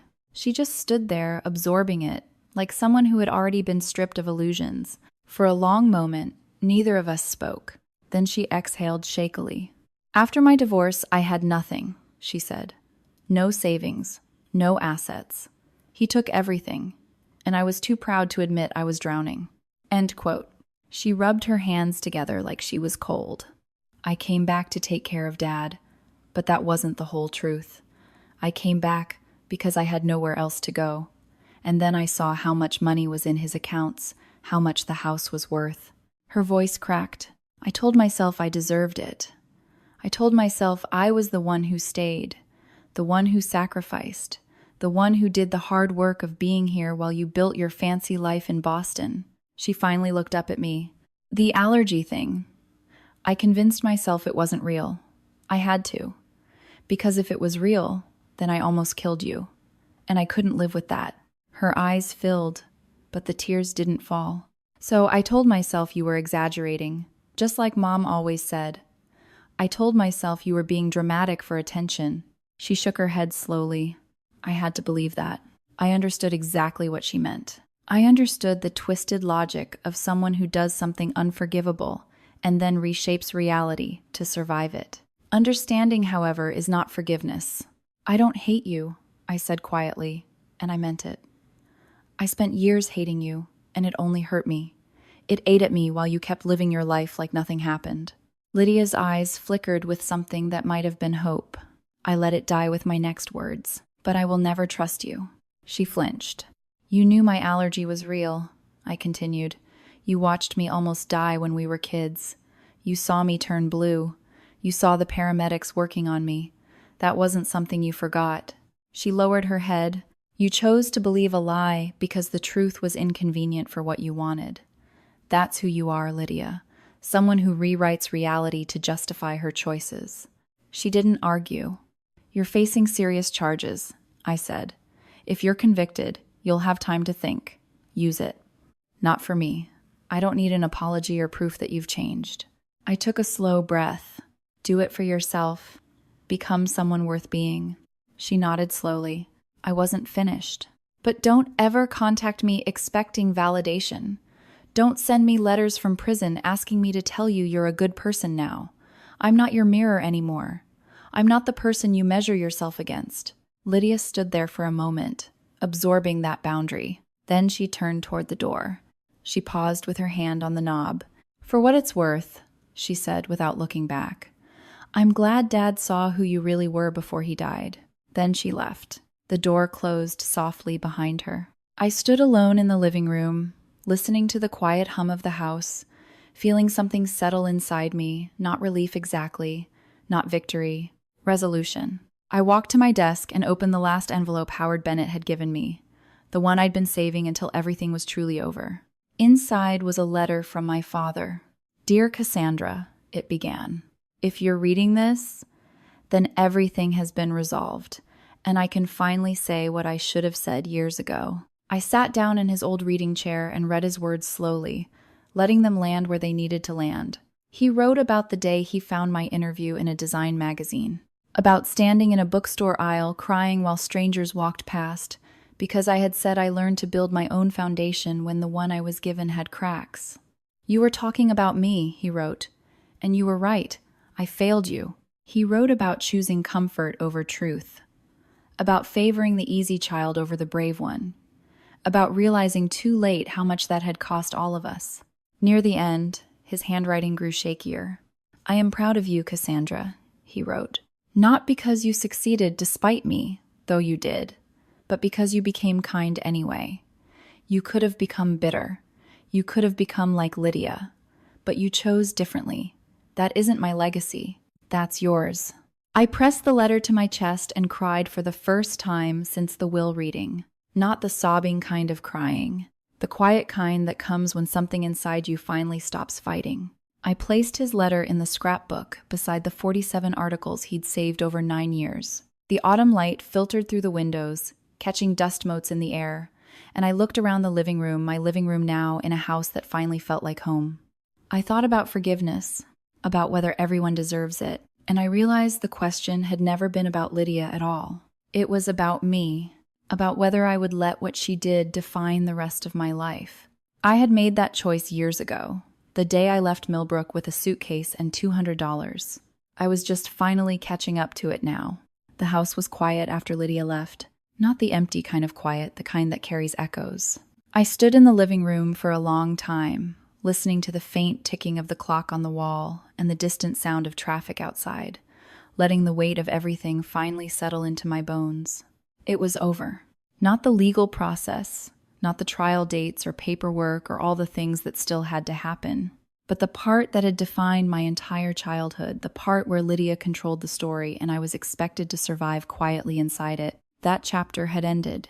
I made myself a cup of tea and carried it into my father's study, sinking into his old reading chair. His scrapbook was still open on the desk beside me. My letter folded neatly on top. I traced the edge of one of the magazine clippings with my finger and tried to remember the version of myself who had believed she was invisible. I wasn't invisible. I had never been invisible. I had just been ignored. There's a difference. In the weeks that followed Lydia's visit, life didn't suddenly become easy. Healing doesn't work like that. There were lawyer calls and insurance forms and statements to review. There were days when my throat still felt tight for no physical reason, when the smell of certain foods made my stomach flip, when I woke up from dreams where I was back on that kitchen floor trying to breathe. Trauma doesn't disappear when justice shows up. It just changes shape. But there was something different now. I wasn't carrying it alone. The district attorney's office kept me updated on the case. Lydia's attorney tried a few last-ditch strategies, painting her as overwhelmed, emotionally unstable, a devoted daughter who cracked under pressure. But the evidence didn't bend to sympathy. Her phone searches, the grocery receipts, the footage of her grinding cashews and taking my EpiPen, the forged bank documents, it all told the same story. Premeditation. Intent. A pattern of behavior that stretched back years. My mother followed through on her immunity agreement and testified. She didn't try to protect Lydia anymore. I don't know if it was guilt or fear or simply exhaustion that finally loosened her loyalty. She admitted she had known about the financial theft. She admitted she heard Lydia threaten me before the dinner. She admitted she did nothing. That was harder to process than Lydia's cruelty. Lydia had always been openly ruthless. My mother's betrayal was quiet. The town reacted the way small towns always do, with whispers and sideways glances and sudden changes in routine. People who had invited my mother to book clubs and church lunches stopped calling. Lydia's former coworkers avoided eye contact when they ran into me at the grocery store. Someone left an anonymous note in my mailbox that simply said, "I'm sorry you went through that." I didn't know who it was from. I kept it anyway. I threw myself into renovating the house, channeling the restless energy into something tangible. I repainted walls, refinished floors, and rearranged furniture until the rooms stopped feeling haunted by old arguments. I brought in plants. I replaced light fixtures. I opened windows that had been closed for years. Every small change felt like a declaration. This space is mine now. I also went back to Boston a few days a week, easing myself back into work. My clients didn't know the full story. They just knew I'd been dealing with a family emergency. I let them talk about fabric samples and floor plans while my mind slowly relearned what normal sounded like. Design had always been my way of grounding myself, of taking chaos and turning it into something livable. I needed that more than ever. One afternoon, while sorting through more boxes in the attic, I found a small envelope tucked inside a hardcover book. Inside was a short note from my father, written months before he got sick. "I'm proud of you. I just don't know how to say it to your face." I sat on the attic floor and cried until my cheeks hurt. Not because of Lydia, not because of my mother, because of how much time my father and I had lost to silence. I started therapy. That's not a dramatic part of the story, but it's an honest one. I learned how to sit with anger without letting it consume me. I learned how to recognize the physical signs of panic before they spiraled. I learned that boundaries don't require justification. And slowly, piece by piece, I learned how to feel safe again. The scholarship fund took shape faster than I expected. Applications came in from students who had stories that sounded painfully familiar: homes where they were expected to endure instead of thrive, families who saw ambition as betrayal. Reading their essays reminded me why I'd left Millbrook in the first place. You don't owe anyone your stagnation. You don't owe anyone your suffering. Around that time, I received a brief update from Howard Bennett. Lydia's plea negotiations were ongoing. Her legal team was pushing for reduced charges, citing mental health struggles and family stress. The prosecution wasn't budging. I didn't feel relief. I felt tired. Justice isn't about satisfaction. It's about alignment between what happened and what is acknowledged. One evening, as I sat on the back porch watching the sky fade from gold to blue, my phone buzzed with a message from Amanda Chen, the nurse my father had helped anonymously years earlier. We'd exchanged a few emails after she sent the graduation photo. She thanked me again for letting her tell me the story. "Your dad changed my life," she wrote. "I think he would have been proud of how you handled everything." I closed my eyes and let that sink in. Not proud of the inheritance. Not proud of the legal victory. Proud of how I didn't let bitterness turn me into someone I didn't recognize. I thought about Lydia, not with rage anymore. With distance, some people don't need forgiveness. They need consequences. Some people don't need understanding. They need boundaries. And some chapters don't close with reconciliation. They close with acceptance. I went back inside and locked the door, not because I was afraid, but because I finally understood something simple and powerful. Protecting yourself is not cruelty. Walking away from people who hurt you is not weakness. And choosing peace over chaos is not selfish. It's survival. I had spent most of my life trying to prove that my pain was real. Now, I didn't need anyone to validate it. I had built a life that felt solid under my feet, and for the first time, that was enough. The trial date was set for early spring.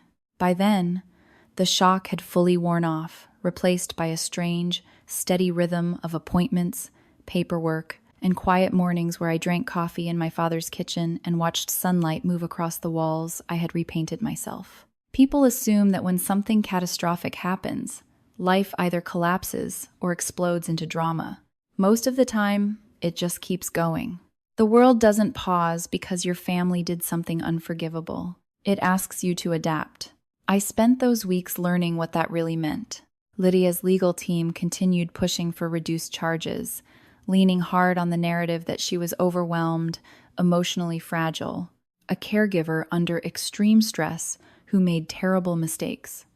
They tried to soften the edges of what she had done by wrapping it in sympathetic language. But evidence doesn't respond to emotion. The prosecution laid out the timeline with brutal clarity.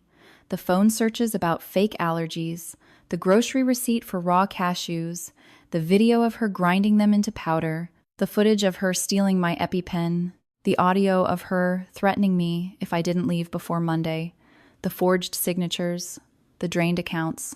It wasn't one bad decision. It was a sequence, a pattern, a plan. My mother testified exactly once. She didn't look at me while she spoke. Her voice shook when she admitted she had known about the financial theft and heard Lydia's threat before the dinner.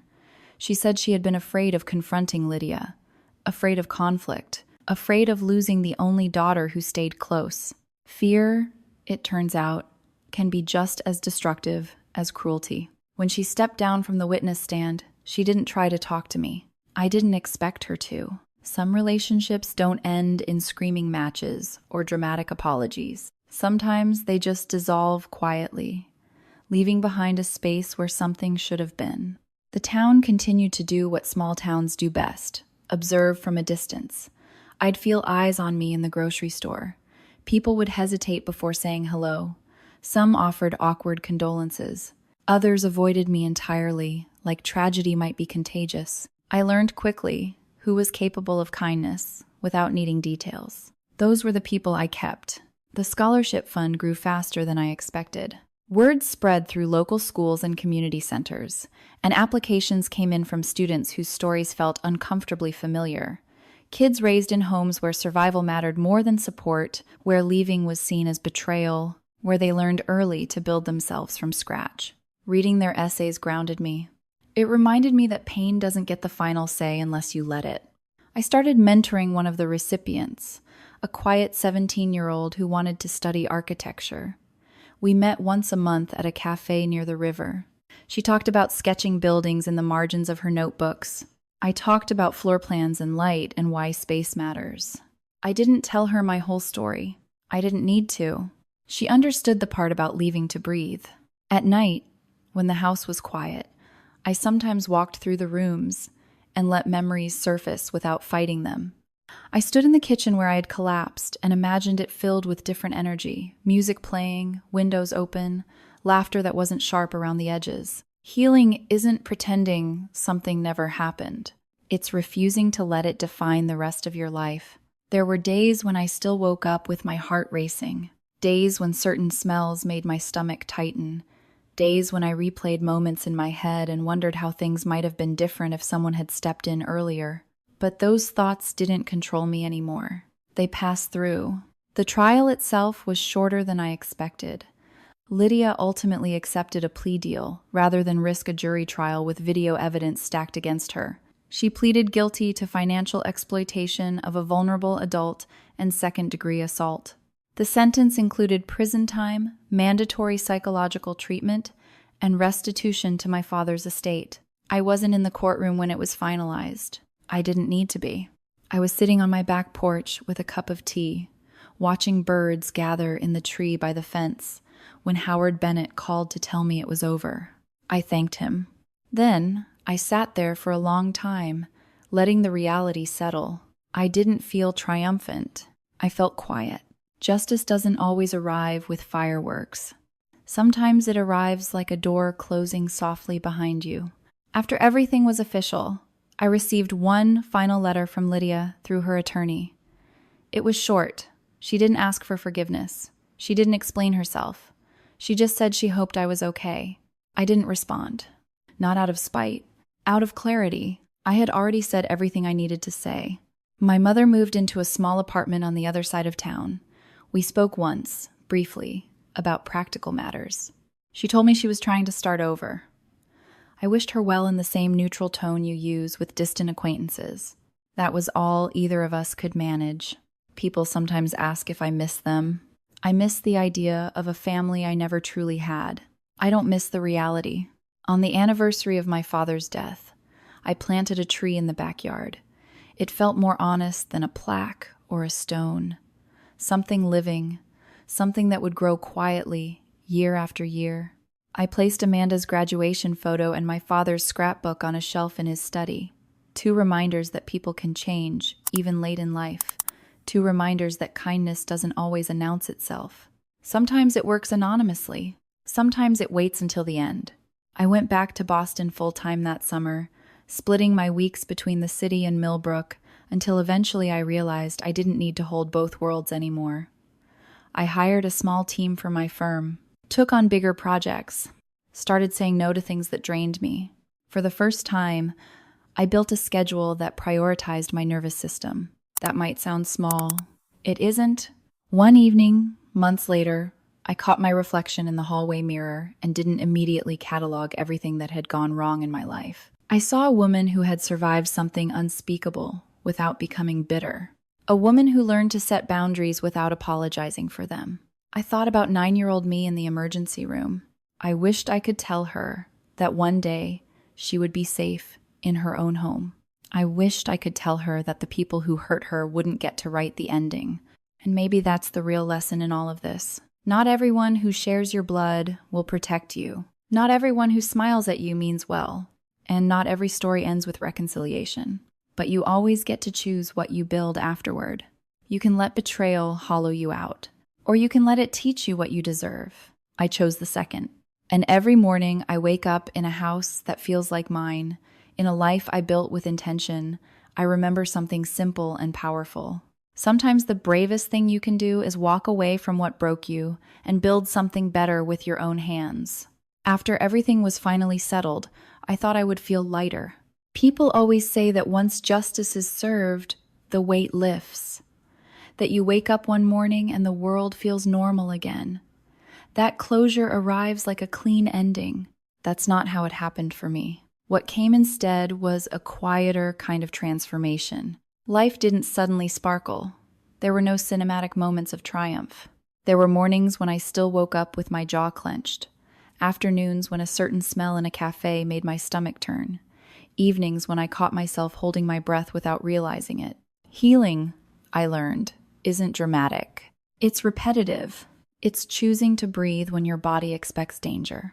It's reminding yourself that you are safe now, even when your nervous system hasn't caught up. I spent that first summer moving slowly through my days. I worked remotely from the house for a while, taking design calls from the guest room I'd turned into an office, listening to clients talk about countertops and lighting while sunlight warmed the walls behind my desk. It felt strange to care about tile samples after everything that had happened, but it also felt grounding. Normal things became anchors. I started walking every morning, just around the neighborhood at first, then farther past the park, past the elementary school where Lydia had once taught, down streets I used to avoid because they held too many memories. Each step felt like reclaiming territory. Some neighbors smiled awkwardly, some pretended not to see me. A few stopped to say they were sorry for my loss. I learned to accept kindness without explaining myself. My mother tried to reach out once more that summer. She left a voicemail that started with, "I just wanted to check in," and ended with, "I hope someday you can understand." I didn't call her back. Understanding wasn't the issue anymore. Accountability was. I heard through Howard Bennett that Lydia had been transferred to a different facility to begin her mandated treatment program. He relayed it clinically, like an update on paperwork. I didn't ask questions. Where Lydia was, or how she was doing, didn't belong in my daily life anymore. What did belong there were small, intentional choices. I took a pottery class on Tuesday evenings.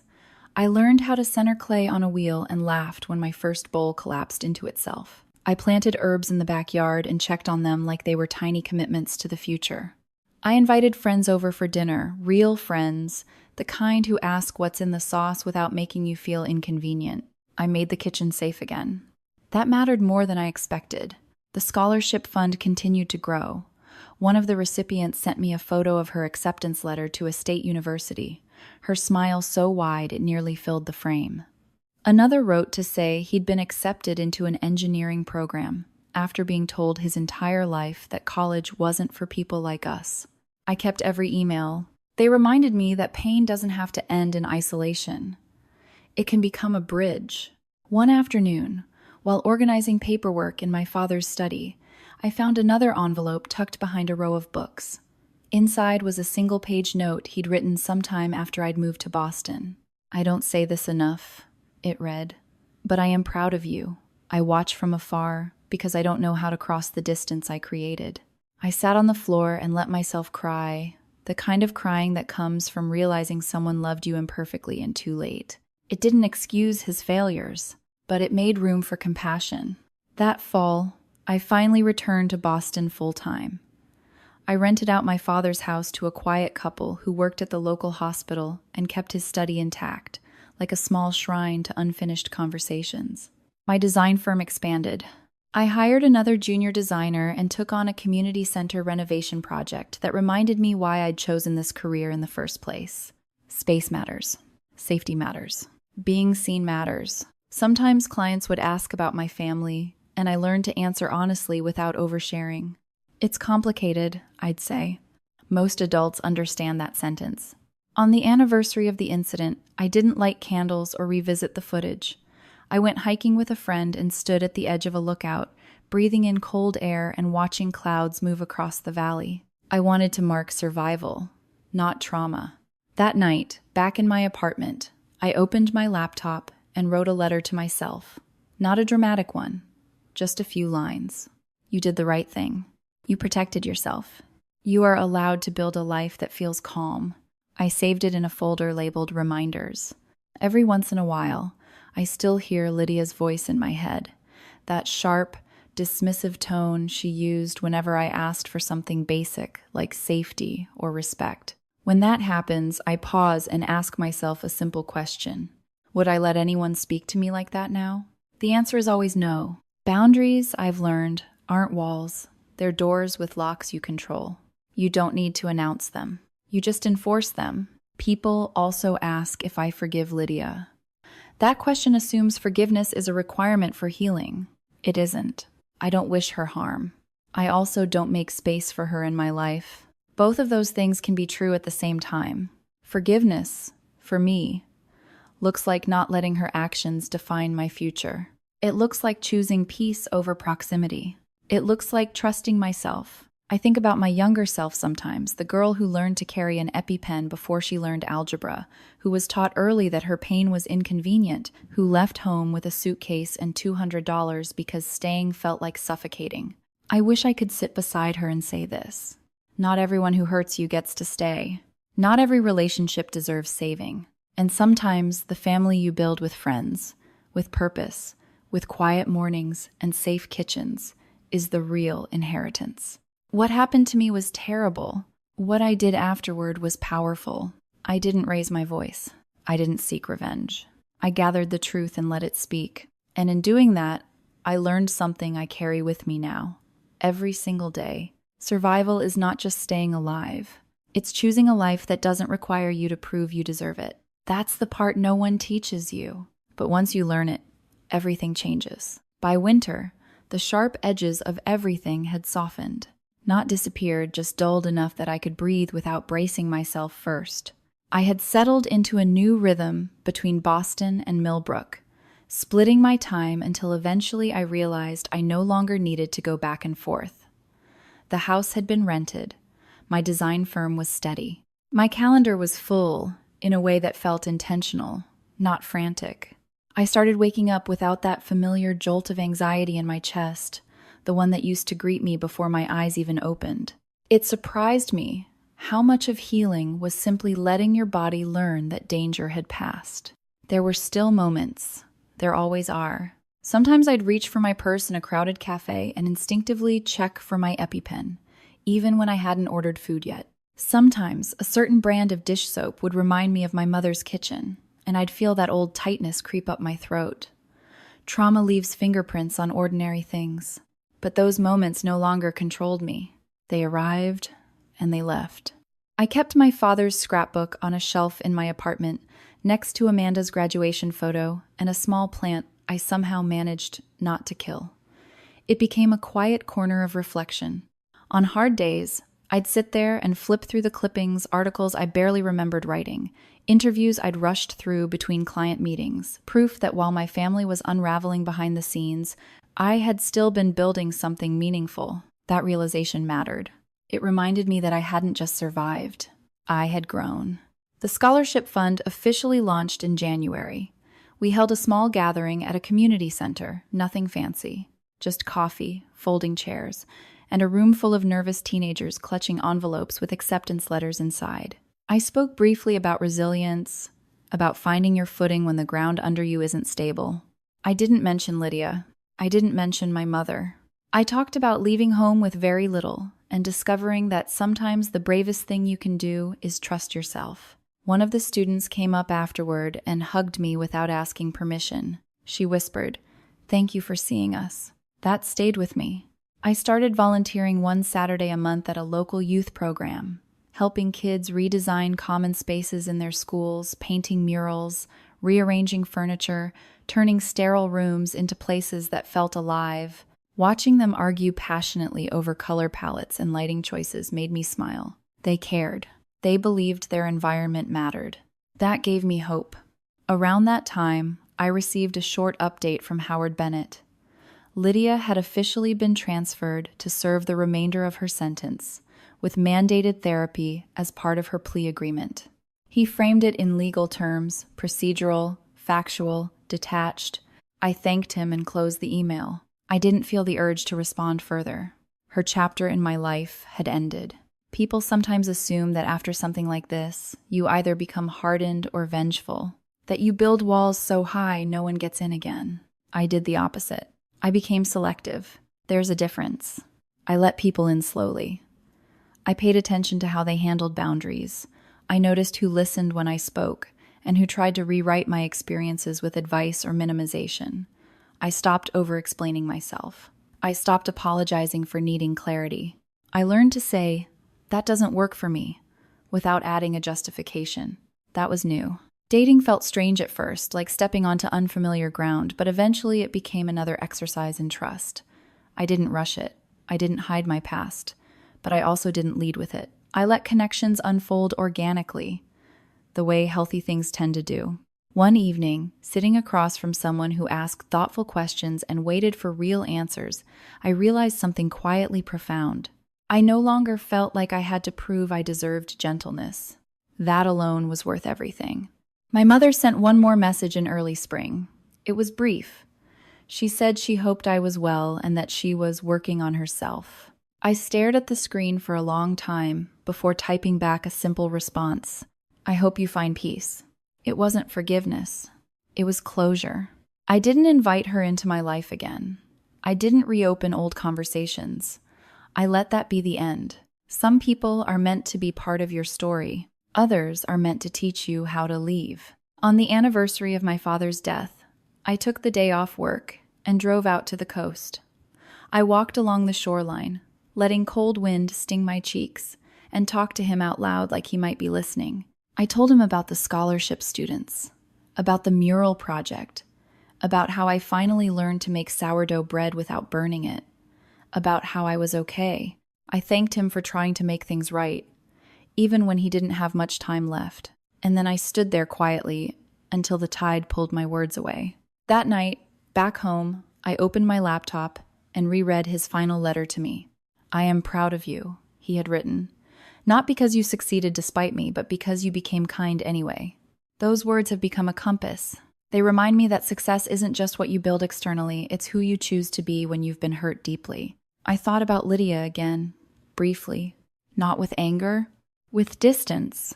She had made her choices. She would live with them. I had made mine. I chose truth. I chose boundaries. I chose to build a life where my safety wasn't negotiable.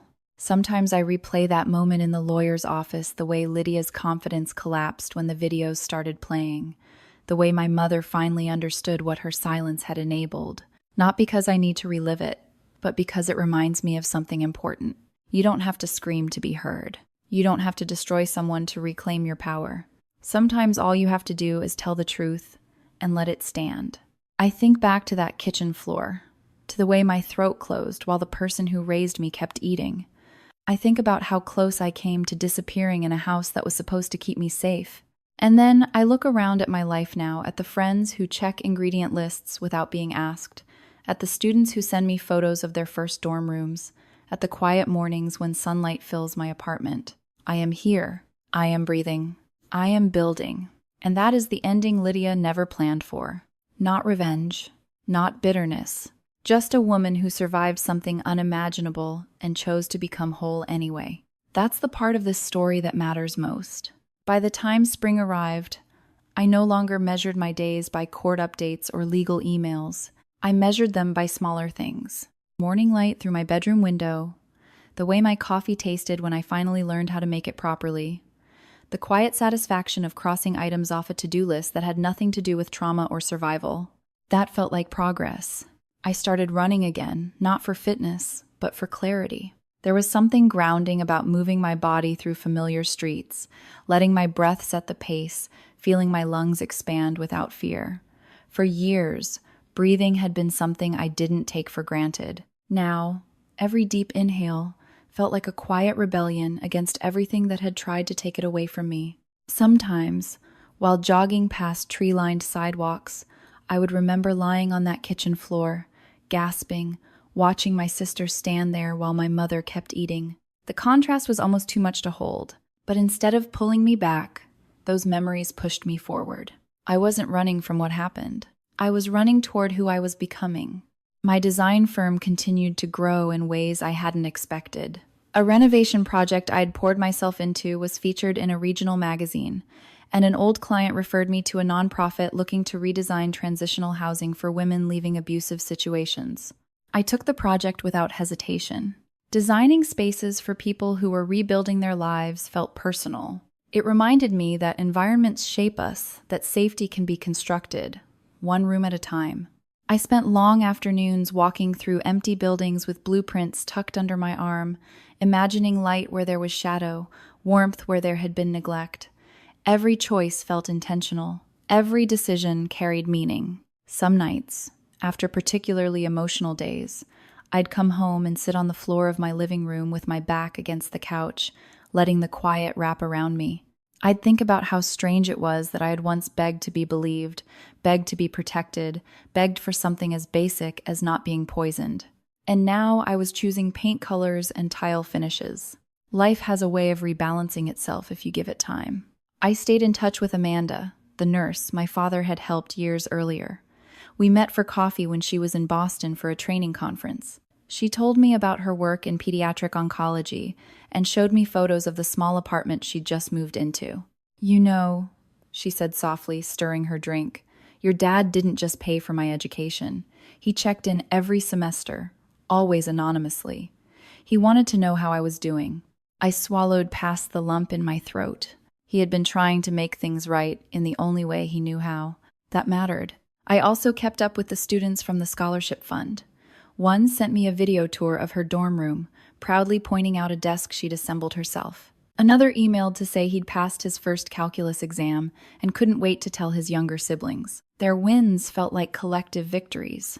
They reminded me that cycles can be broken. Not dramatically, deliberately. People still asked about my family sometimes, usually in that careful tone people use when they don't know how much to acknowledge. I learned to say, "It was complicated, but I'm okay now." That was enough. There were days when anger still bubbled up unexpectedly at random triggers, at memories that surfaced without warning. On those days, I didn't shame myself for it. I went for long walks. I journaled. I called friends who knew how to listen without fixing. Healing isn't linear. It spirals. But each loop brings you closer to center. One afternoon, while sorting through old files on my laptop, I found the email thread from Howard Bennett with the original video attachments. For a moment, I considered deleting them. Then I stopped. Those files represented the turning point in my life, the moment I stopped being the silent one. I moved them into an encrypted folder and labeled it simply Truth. Not because I planned to revisit it often, because I wanted to remember what happens when you stop minimizing yourself. That summer, I hosted a small dinner party in my Boston apartment. Nothing fancy, just close friends, homemade food, and a playlist I'd spent too long curating. Everyone asked about ingredients before cooking. Someone even brought a dessert with a handwritten label listing every component. I didn't ask them to do that. They just did. I excused myself to the bathroom and cried quietly for a minute. Not because I was sad, because I finally felt what it was like to be cared for without having to explain why. Later that night, after everyone left, I stood alone in my kitchen and looked around. This was what safety felt like. Not perfection. Presence. I thought about Lydia then, not with resentment, but with acceptance. She would spend years unpacking her choices in therapy rooms and correctional facilities. I hoped, genuinely, that she would someday understand the weight of what she'd done. But her journey was no longer mine. Mine was here. In this city, in this life, in the quiet strength that had grown from being forced to stand alone, I went to bed that night with the windows open, letting warm air drift through the room, and I thought about something my therapist had said months earlier. You don't owe anyone access to you. It sounded simple. It changed everything. I had spent most of my life shrinking to fit other people's comfort. Now, I was learning how to take up space without apology. I was learning that love doesn't require endurance tests, that family isn't defined by DNA, and that surviving something terrible doesn't mean you have to carry it forever. Some stories end with forgiveness. Mine ended with boundaries, clarity, and a future I chose deliberately. And honestly, that feels like the strongest kind of happy ending. There's a strange moment that happens after you survive something that should have destroyed you. It doesn't arrive with fireworks or applause. It arrives quietly, on an ordinary day, when you realize you're laughing at something small, or humming while washing dishes, or planning a weekend without calculating how emotionally exhausted you already are. That's when it hits you. You're living again. I noticed it one morning while standing in line at a bakery near my office. The woman in front of me was debating between two pastries, and I found myself smiling at the way she took it so seriously. For years, my nervous system had been locked in survival mode. Now, it had room for softness. That felt miraculous. I carried my coffee back to the studio and spent the morning reviewing blueprints for a community housing project. As I marked up the plans, I caught my reflection in the glass wall and barely recognized the woman staring back. She looked grounded. Not hardened, not guarded, grounded. My life had become filled with routines that once felt impossible. Morning runs, client meetings that ended with genuine laughter, evenings spent cooking meals without fear. experimenting with recipes, inviting people over just because I wanted company. Safety had become ordinary, and that, more than anything, felt revolutionary. Sometimes I think about how close I came to not having any of this, how a spoonful of sauce, one calculated decision, could have erased everything I was still becoming. That awareness doesn't haunt me anymore. It sharpens my gratitude. I still keep an EpiPen in every bag I own, in my purse, in my work tote, in the glove compartment of my car. But it no longer feels like a symbol of fragility. It feels like preparedness, agency. I take responsibility for my safety now. No one else gets that power. The students from the scholarship fund invite me to their events sometimes. I attend when I can, sitting in folding chairs at recitals and science fairs, watching kids who once doubted their worth stand proudly beside projects they worked hard on. One of them pulled me aside recently and said, "I didn't think anyone like you would care about someone like me." I told her the truth. I used to be someone like you.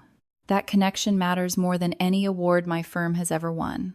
My father's study still exists in a corner of my life, even though I no longer live in his house. I recreated it in my apartment with a comfortable chair, a small lamp, and a shelf where his scrapbook and Amanda's graduation photo sit side by side. It's where I go when I need to remember how complicated people can be and how capable of change. He failed me when I was young. He tried to make amends when it mattered. Both things are true. Holding that complexity no longer feels heavy. It feels human. Every so often, I receive updates from Howard Bennett. Mostly procedural things, final paperwork, confirmations that restitution payments have begun. Lydia's name appears in those emails, but it doesn't carry the same charge anymore. She is part of my past, not my present. I don't follow her case closely. I don't Google her. I don't wonder what she's doing on holidays. I wish her growth from a distance and keep my boundaries intact. That's what peace looks like for me. My mother hasn't reached out again. I don't expect her to. If she did, I don't know what I would say. There are some bridges that burn so slowly you don't notice the heat until everything is gone. I've learned that not every relationship can be repaired, and that it's okay. People sometimes tell me how strong I am. I always smile politely. But strength isn't what carried me through this. Clarity did. Clarity that what was happening was wrong. Clarity that silence was no longer an option. Clarity that I deserved to live. That kind of clarity changes you. It teaches you to recognize red flags early, to trust your instincts, to walk away from conversations that feel unsafe instead of staying to be polite. It teaches you that love does not require endurance. That family is defined by behavior, not biology. That forgiveness is optional, but self-respect is not. One evening, after a long day at work, I sat on my balcony, watching the city lights come on, one by one. The air was warm, and somewhere below, someone was playing music too loudly. I thought about 9-year-old me in the emergency room. I thought about 18-year-old me leaving home with $200 and a heart full of resentment. I thought about 36-year-old me sitting here now, building a life that feels gentle and solid at the same time, and I felt something close to awe, not at what I had survived, at what I had created. If there's one thing this experience taught me, it's that you don't owe loyalty to people who endanger you. You don't owe silence to those who dismiss your pain, and you don't owe access to anyone who treats your life like it's negotiable. You owe yourself safety. You owe yourself honesty. You owe yourself the chance to become whole. I didn't win because Lydia lost. I won because I chose myself. That distinction matters. The kitchen where I almost died no longer exists in my daily world, but the lesson it gave me travels with me everywhere. Sometimes the bravest thing you can do is stop explaining and start protecting. Sometimes karma doesn't arrive as revenge. Sometimes it arrives as freedom. And sometimes the greatest victory is waking up one day and realizing you're no longer defined by the worst thing that ever happened to you. You're defined by what you built afterward. That's where my story truly ends. Not in a courtroom, not in a hospital, but in a quiet moment, holding a warm mug of coffee, looking out over a city I chose, in a life that finally feels like mine. This story isn't just about betrayal, inheritance, or even justice. It's about something much deeper. It's about what happens when the people who are supposed to protect you become the ones you have to survive. It's about learning, sometimes painfully, that family doesn't always mean safety, and that love without accountability can create monsters. But more than that, it's about choice. The choice to speak when you've been silenced. The choice to walk away when staying would cost you your soul. And the choice to build a life that doesn't require you to prove your worth. If there's one thing this journey teaches us, it's that karma doesn't always arrive loudly. Sometimes it comes quietly, through truth, boundaries, and self-respect. Healing isn't instant, and forgiveness isn't mandatory, but reclaiming your power always is. If this story touched your heart, reminded you of your own strength, or helped you feel a little less alone, please consider subscribing to Revenge Tale Society. Your support helps us keep sharing real stories about resilience, courage, and becoming whole after heartbreak. And remember, protecting yourself is not weakness, it's bravery. Thank you for listening.